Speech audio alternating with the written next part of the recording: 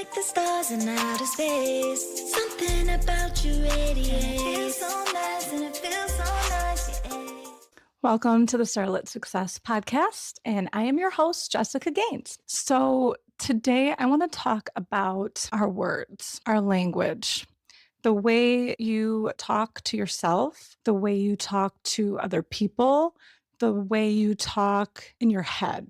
I think that a lot of people assume that the words that they use don't really matter. There is real power in your language. And this is something that I never really understood. I wouldn't even say it's something I didn't understand. It's something that I wasn't even aware of. It was something that I wasn't even conscious of. And I think that's a problem with most people. Most people think that the words that you use or your day-to-day language is just a way to describe things, just to explain what you're going through or talk about what you feel, what you think, but you're not really very conscious of the words that you're choosing. But what if I told you that the words that you use are like a paintbrush? Your words are actually designing your life. Everything that comes out of your mouth, whether it's to yourself or to others, is shaping how you see the world and what you believe is possible. And this is whether you realize it or not. Most people talk in ways that create these like invisible limitations, and without even realizing, they're blocking possibilities, they're blocking opportunities, and it's something that you don't even really understand that you're doing because you don't understand how your negative language is actually programming your subconscious mind against you. But the great thing is you have the power to change the words that you're using and change the language that you're using to design the life that you actually want. What I didn't understand and what you probably might not understand is that, as I mentioned earlier, I wasn't even conscious of the words that I was using. I wasn't conscious of the language that I was using. I would just say what I thought, say what I felt. I didn't realize that it would actually make an impact in my thoughts and beliefs and everything else, because most people think that language or the words that you're using is harmless, that it's just neutral. But the mistake that the majority of us are making is that you might not even understand that your subconscious mind is meant to serve you, and it needs clear orders. Your language is giving your subconscious mind these orders. So it's very similar to how like computer coding writes the language, which then tells the computer what to do, except your mind is the computer and your language is writing the program that it will run off of. I'm not a computer programmer, but honestly, like your mind is like a computer. And I know that in computer programming, there is a language that is used to program it. So it made sense to me. Anyway, we're going to go over the 5, what I believe the most common mistakes are. And this is from my perception, the 5 most common mistakes that I've seen. After being conscious to how language actually impacts our life, I just became so much more self-aware to myself in the way I was talking. And then because I was more self-aware, I became aware of how others would speak. And these are the 5 things that I noticed that most people do that get in their own way. Mistake number 1, throwing around I am statements like they don't matter. Just throwing them around super carelessly. This is one of the most important because when you say I am, this is an identity-based command. So you are essentially telling yourself who you are or who you are not. Let's say you say, I'm not ready yet, or I am too old to start, or I'm broke.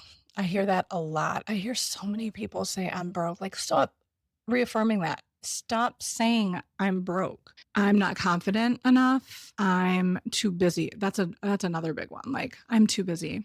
I'm too busy. Are you too busy? Are you broke? Are you not confident? Is that what you're telling yourself? I'm sure you've heard that I am statements are also considered affirmations. And typically people say I am before something good when they want to reaffirm something, because an affirmation means to affirm something that is already true. It actually comes from the Latin root to make firm or to strengthen. So in this case, it's really what you believe to be true about yourself. So identity is deeply, deeply rooted and connected to your subconscious, which operates as the foundation for how you see yourself. You might think that you're just being honest or you're just being realistic, but in actuality, when you say I am, your subconscious is accepting it as truth. And when you accept something as truth, it becomes part of your identity. Your subconscious isn't going to argue with you. It's going to take your commands because it wants to serve you. That's its job. It's your servant. It's there to do what you say. Think of it like you are the lieutenant and your subconscious is your army. So whatever words you say, the language that you're using is giving your army its marching orders. Even if you're saying it jokingly or casually, your brain, your mind, your subconscious, it doesn't know the difference. It's like, I don't know how you're saying something. I just know that the words that you're using are what I'm supposed to carry out. So you're literally programming yourself to become that version of you. So instead of saying, I'm not ready yet, say something like, I'm learning and I'm growing every day, or I'll figure it out as I go. Give yourself some empowering words to go from. If you just say, I'm not ready yet, you're just telling your mind, I'm not ready yet. I'm not ready. I'm not going to start. I'm not even going to try. When you shift it to something that you can do, now you're telling your brain that you do have the capability of starting, of trying. And instead of saying, I'm too old, tell yourself, this is the perfect time. My experience is my secret weapon. I'm broke. I can't stand this one. I hear this so much. Tell yourself, I'm learning to manage my money. I'm getting better at it every day. Or I'm not confident enough. How about I'm becoming more confident with every step I take outside my comfort zone? That's the only way that you're going to become more confident. Instead of just saying, I'm not confident enough, what are you doing to try to be confident? What steps are you taking? How are you empowering yourself? Or I'm too busy. You hear this all the time from, I hear it from everyone. And I guess to a certain extent, I'm sure you're busy, but are you too busy to do what matters? I am in control of my time and energy. I prioritize what matters the most. I'm not too busy for what's important to me. No, you're not going to say you're too busy for something that you really care about. That's an excuse. When you use this negative self-talk or this negative language in your vocabulary, you start to give yourself an excuse to reaffirm the limiting beliefs that you have, and then you just stay in your reality. Nothing's going to change if you keep telling yourself the same story. It's like going to the gym. You have to train yourself to use the language that will help train your mind to believe that these things are possible. That repetition is really going to help it sink in. And the first thing is obviously just being self-aware, just hearing yourself and paying attention to the things that you're telling yourself every day, or what you're saying to others, what you're saying out loud. You're saying out loud, what you're saying in your head, all of it matters. And it's not just about saying positive affirmations. I don't want you to think, instead of saying I'm broke, like saying, oh, I'm rich, or I'm so abundant, or I just have everything that I could ever want. Because deep down, you're lying to yourself, right? You're not going to truly believe that. But when you use empowering language that you're actually going to believe, that's where you start to shift something. So, like I said, instead of saying I'm broke, say I'm getting better at managing my money. I'm prioritizing finances. I'm only spending money on things that are really important to me. That's not a lie. You're going to believe that about yourself. And the way that you keep talking to yourself and telling yourself what you're doing about it, and not that this is who you are, that's when things start to change. You have to train your mind that you have control over your beliefs and over your circumstances, and stop that victim language. Like, oh, I'm this, or oh, I'm that. Talk about what you can do and not about what you can't. So when you reframe these statements from like this victim mode to something more empowering, you're actually retraining your brain to see yourself as evolving, to see yourself as powerful and not helpless. Nobody wants to feel helpless, okay? This keeps you open to growth, to possibility, and then you have some compassion for yourself because you know you're trying. Okay. Mistake number 2. Speaking in absolutes. An absolute is where you're saying things like nothing ever works out for me. I'm always broke, or I could never put myself out there. These like always, never, everyone, everything. It's like this all or nothing mindset, and it distorts reality. It's not true. You know that's not true. And it makes problems just seem way bigger than what they actually are, right? You're exaggerating. You're being dramatic. When you're creating this drama over these limiting beliefs that you are really essentially creating for yourself, you're solidifying them. It doesn't feel good to talk like that. So you're just feeling these negative emotions. And I don't know that you're going to feel really that great about yourself if you're saying you can never do something or you're always broke or nothing ever works out. How do you feel good about yourself? When you talk like that, how do you think that's going to impact your relationships? I mean, if it's creating a disconnect within yourself by feeling those negative emotions and lowering your self esteem, how do you think that's going to impact relationships around you? The way you interact with your partner or with people at work or with your kids or your friends. If you feel like shit all the time because of the way you're talking to yourself, that's going to trickle outward. You're going to be kind of putting out that negative energy. And when you continue to talk like this, your brain is going to start looking for evidence to confirm these things. And I'm sure you've heard of the phrase confirmation bias. So, really, it's just a way to interpret observations or information, and your brain is confirming what you already believe to be true. Because your subconscious mind learns through repetition, it will accept these things as truth and it'll start to guide your behavior and the way you perceive things to make sure that you get the outcome that you speak of. So, you're basically telling your brain, don't even bother trying. The outcome is already decided. You're throwing in the towel before you even started. When you say things like always, never, nothing, you're telling yourself to erase all of the evidence of all of the times that you did succeed, that something did work out for you, that something went better than what you expected, or maybe something was easier than you thought. These are lies. You're lying to yourself. Has nothing ever really worked out for you? Are you always broke? Have you always been broke? So you've never had money in your entire life. Nothing has ever worked out for you in your entire life. When you speak in absolutes, when you say things like this, you're tricking your subconscious mind into seeing your world as smaller and more hopeless than it really is. And you know that's not the case.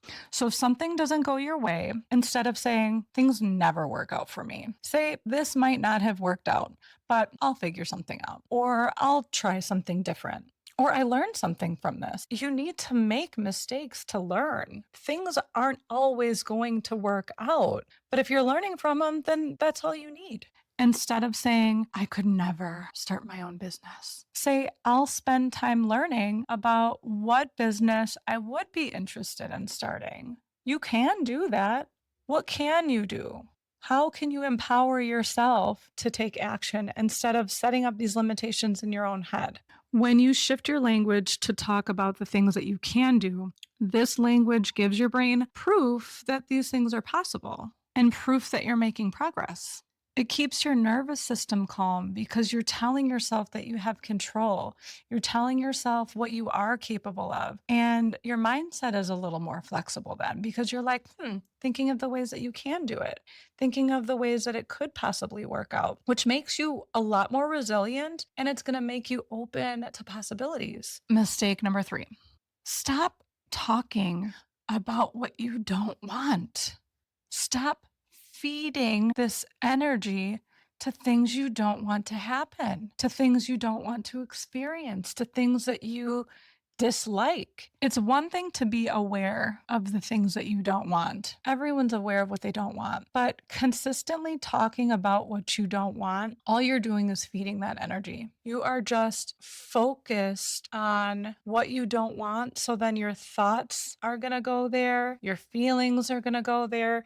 You're directing all of that energy to what it is you don't want. So things like, I wish I didn't live paycheck to paycheck, or I'm so sick of working this 9 to 5, or I don't want to mess up, or I don't want to look bad. Your subconscious mind doesn't process negatives. So it focuses on the image, it focuses on the emotion, and it attaches it to the rest of the sentence. So when you say, I wish I wasn't always broke, it hears, I wish I was broke.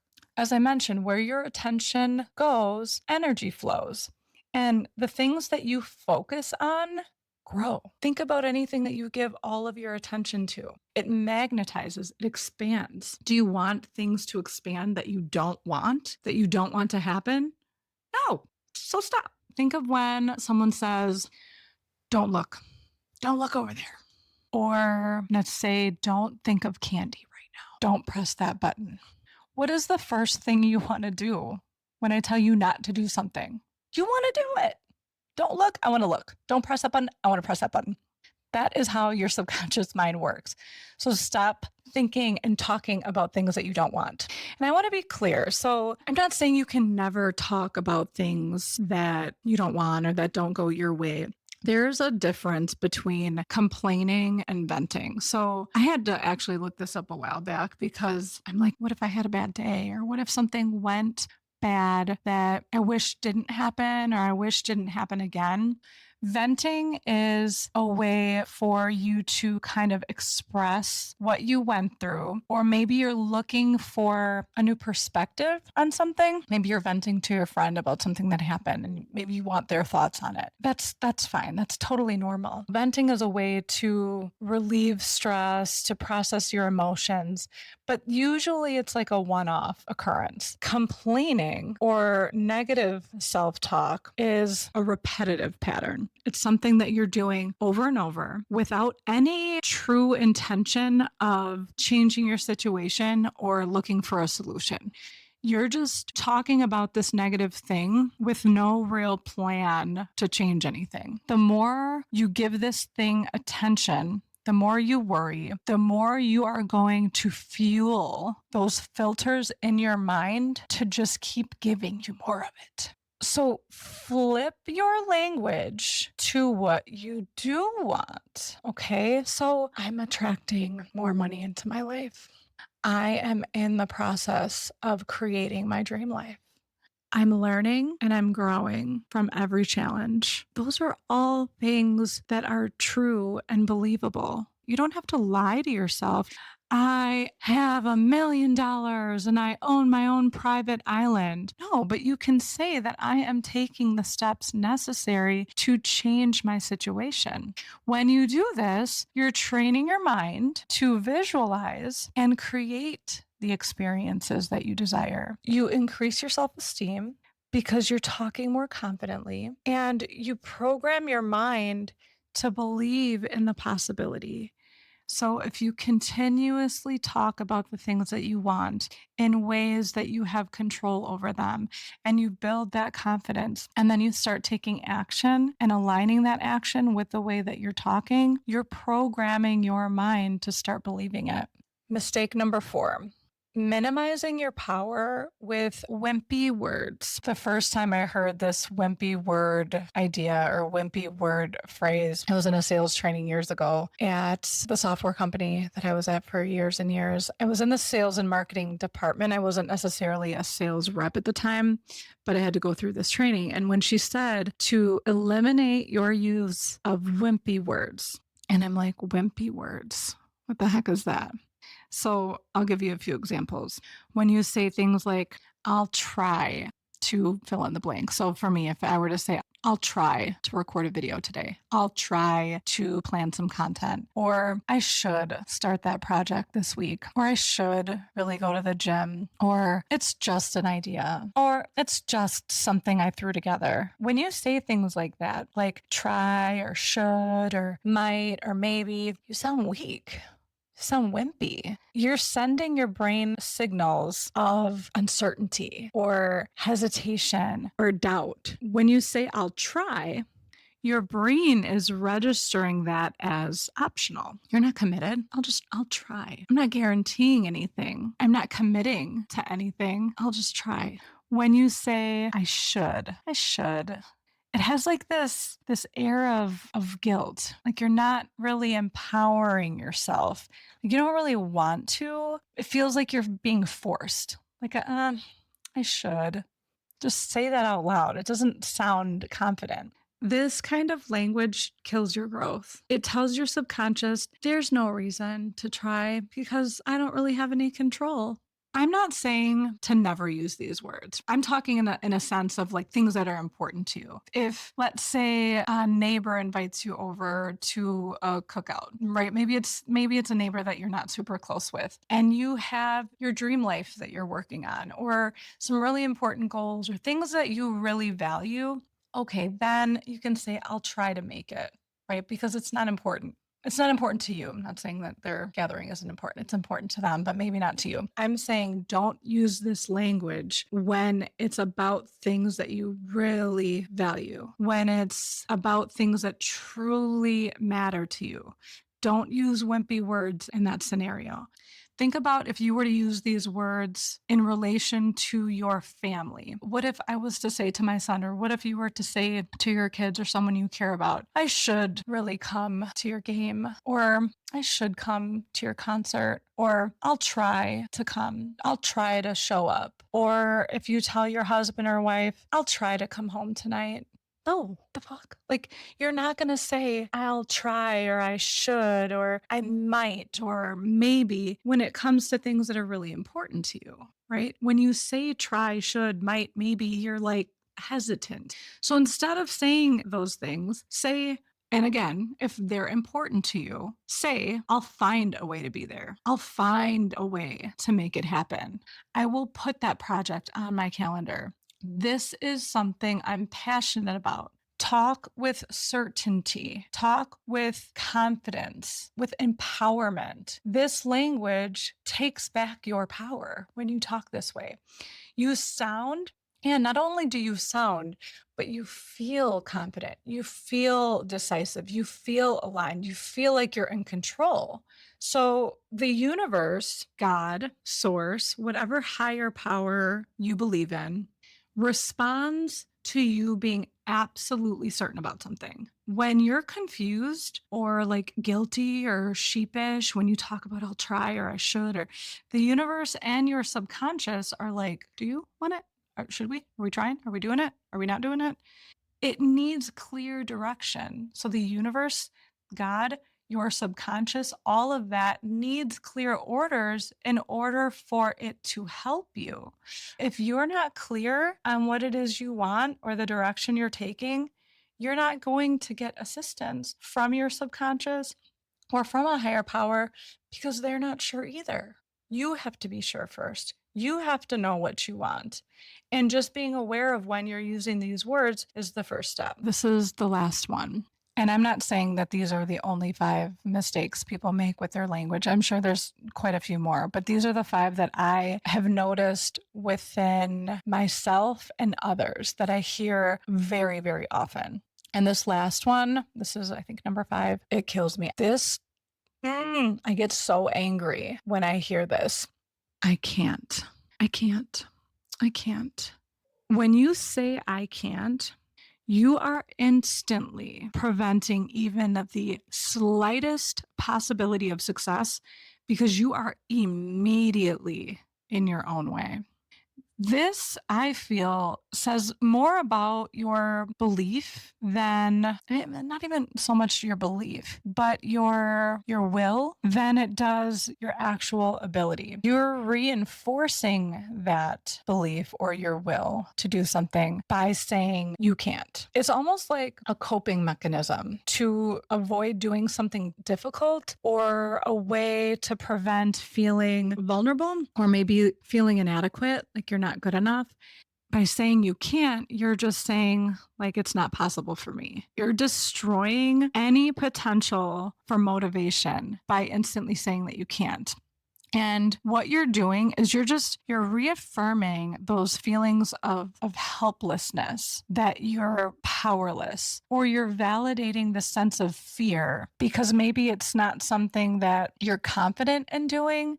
Maybe you've never done it before. Maybe you've never seen anyone like yourself do it. So you just say you can't, but you're just decreasing your own potential and your own self-esteem and your own confidence by just saying that you can't. I feel like if it's something you really, really want to do, you do have control. I believe you have the power to make things happen. But when you talk like this, you just give your power away. You're instantly giving your power away through the words that you're choosing. And how do you know you can't? Do you know you can't? Did you try? There's really not many things that people can't do nowadays. With the number of resources that is available with the internet, with AI, how can you truly say you can't do something? I feel like when someone says I can't, it's just basically saying you don't really care enough to try, or you don't feel confident enough to try. And in my mind, whatever it is, there's likely someone else out there that's already doing it. So if so many other people, or even if there's just one other person out there that's doing it, then why can't you?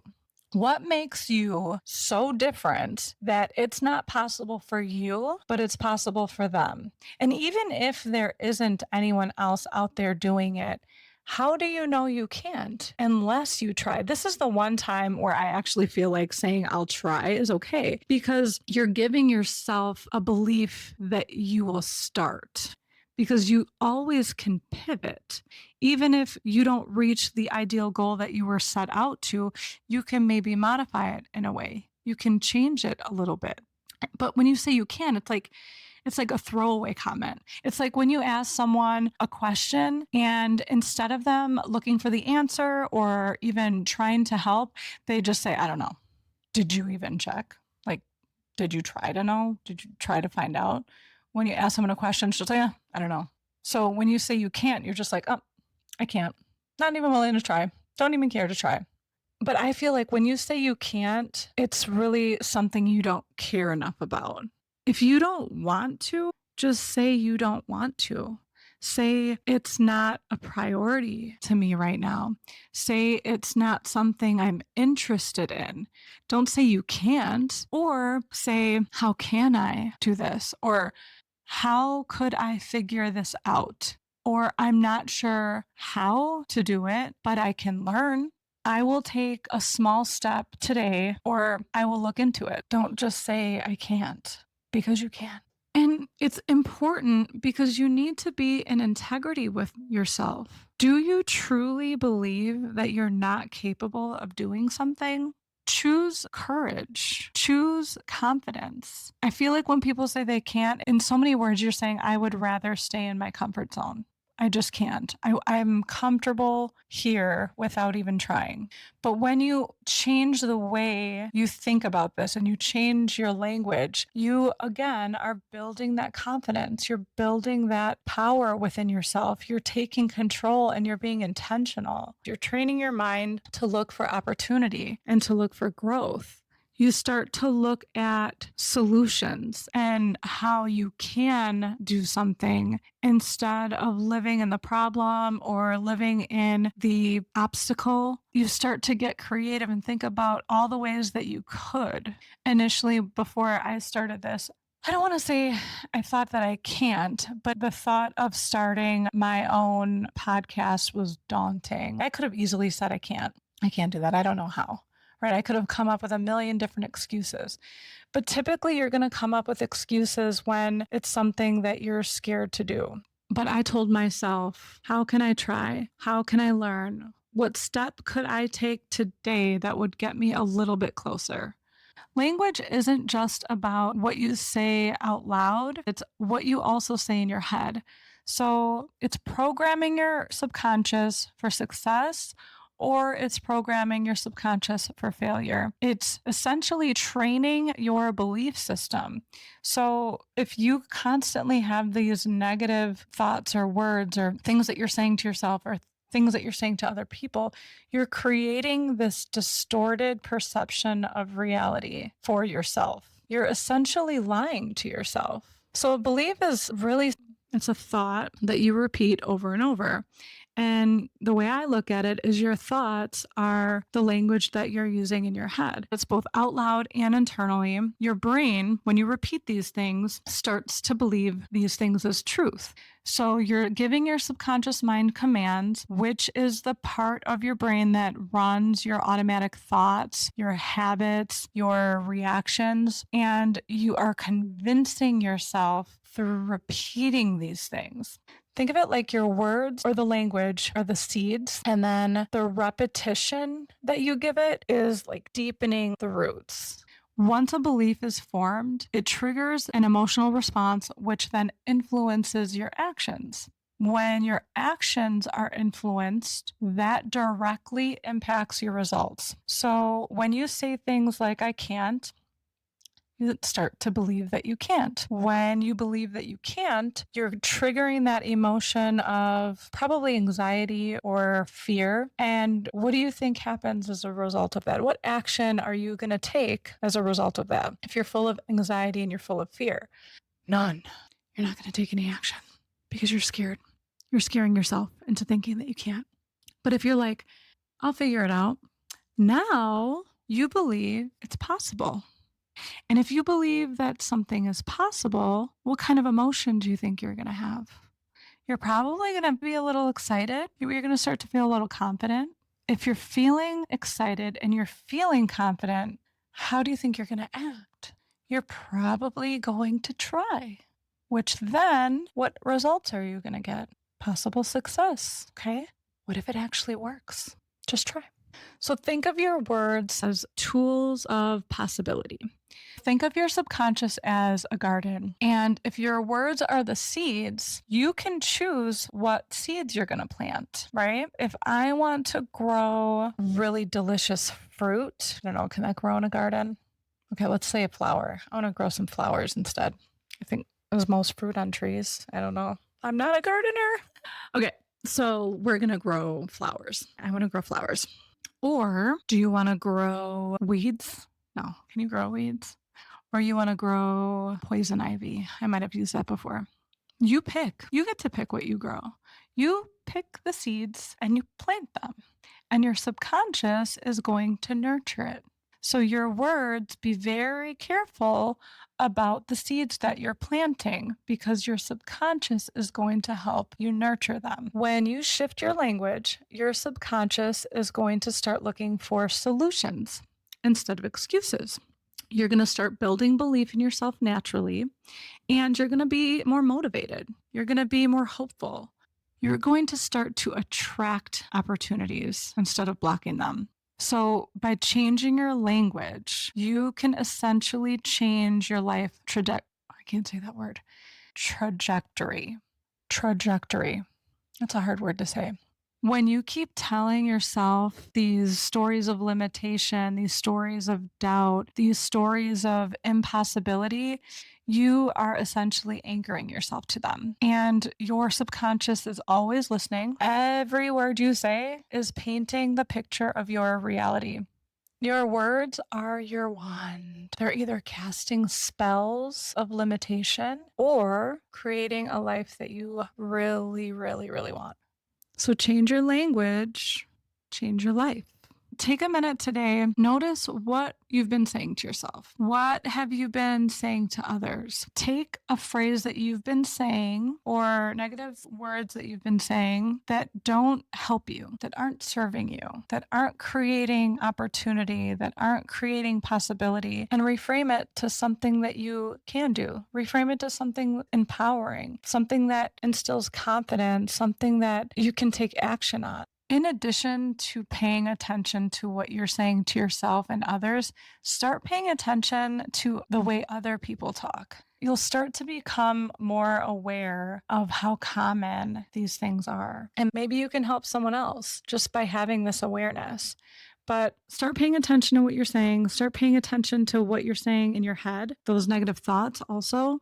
And I want to hear what your biggest takeaway was. Which one of these mistakes have you been making? I want to hear it. Was it one? Was it two? Was it all of them? I know I'm guilty of them all, and I'd love to hear from you. So thank you for spending your time with me today, and I hope to see you on future episodes. It's all so bright.